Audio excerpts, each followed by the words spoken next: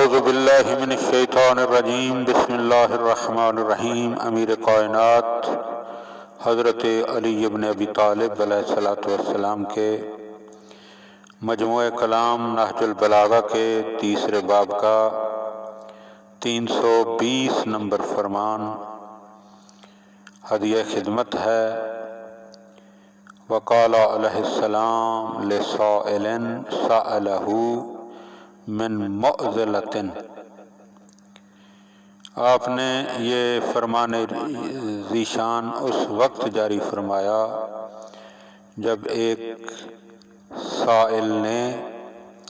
ایک مشکل مسئلہ آپ سے دریافت کیا تو آپ نے فرمایا دیکھیے اب مولا پوچھنے کا بھی طریقہ بتا رہے ہیں، اور یہ طریقہ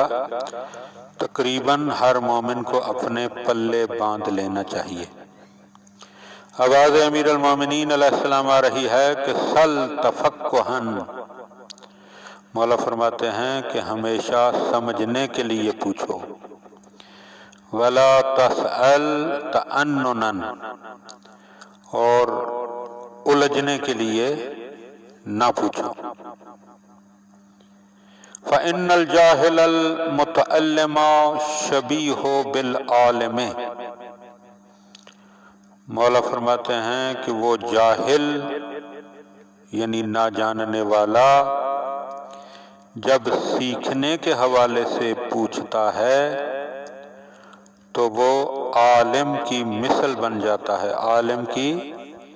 شبیہ بن جاتا ہے۔ فَإِنَّ الْعَالِمَ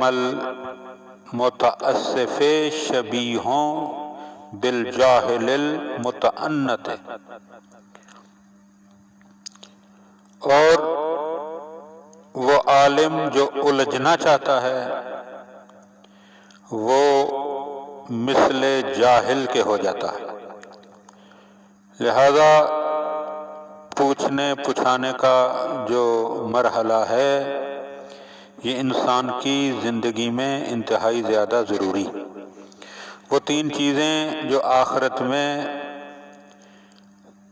قیامت کے دن اللہ کی بارگاہ میں شکایت کریں گی،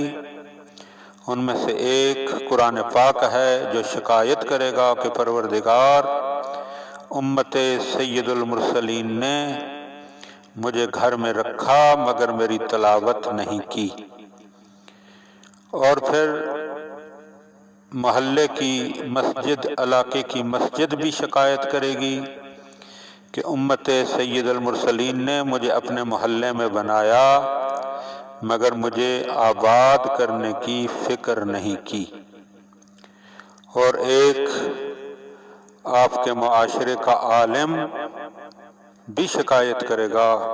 کہ پروردگار میں نے علم حاصل کیا، دین میں تفقہ کی، دینی مسائل کو سیکھا، مگر لوگوں نے مجھ سے دین کے مسائل پوچھے نہیں۔ تو مولا علی علیہ السلام